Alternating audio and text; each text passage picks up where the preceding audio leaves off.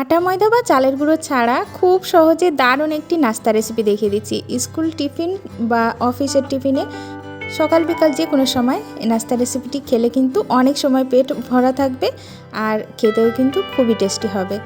তো এক বাটি এখানে সুজি ভালো করে ব্লেন্ড করে নিলাম শুকনো অবস্থায়। সেই একই বাটির মাপে এখানে হাফ বাটি থেকে একটু বেশি পরিমাণ দিয়ে দিয়েছি কাঁচা আলু, ছোট ছোট করে কেটে নিয়েছি যাতে ভালো করে ব্লেন্ড হয়। সেই একই বাটির পরিমাপ এখানে জল দিয়ে দিলাম, নর্মাল জল। এবার দেখুন ঘনত্বটা ঠিক কেমন, এরকম ঘনত্ব করে ব্লেন্ড করে নিতে হবে। তো এক বাটি সুজির জন্য এক বাটি জল, আর তার সাথে এক বাটির একটুখানি কম এখানে কাঁচা আলু ব্যবহার করেছি।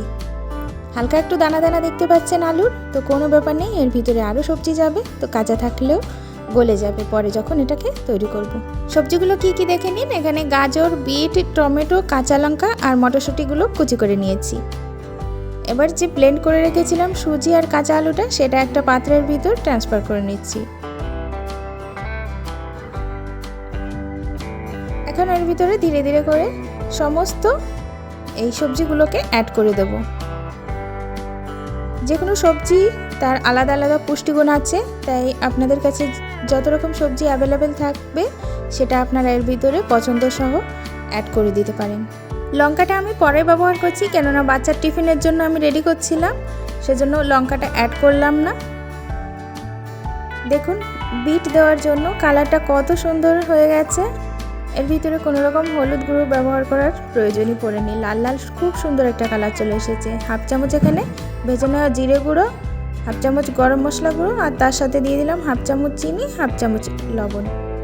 সব কিছু এবার খুব ভালো করে মিশিয়ে নেব।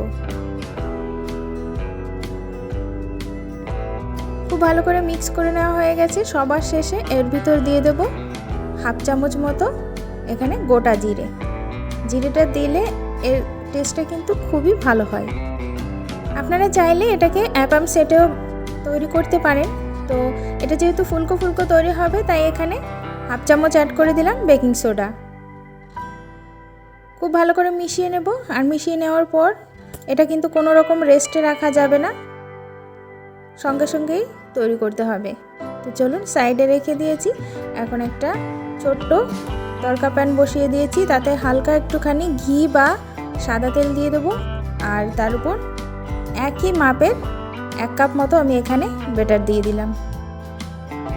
একটা প্লেট দিয়ে ঢেকে দিয়েছি, আর গ্যাসের ফ্লেমটা একদম লোতে রেখেছিলাম যাতে নিচের দিকটা পুড়ে না যায়। প্রায় 1 মিনিট পরে এটাকে উল্টে দিতে হবে। ভিতরে কোনো রকমই কাঁচা থাকে না, আর খেতেও খুব টেস্টি লাগে। আপনারা বাড়িতে একবার হলেও ট্রাই করে দেখতে পারেন, আশা করছি সবার খুবই ভালো লাগবে। দেখুন কালারটা দেখতে কত সুন্দর হয়েছে। এখন এটাকে নামিয়ে নেব, আর অল্প তেলে এটা তৈরি হয়ে যায়।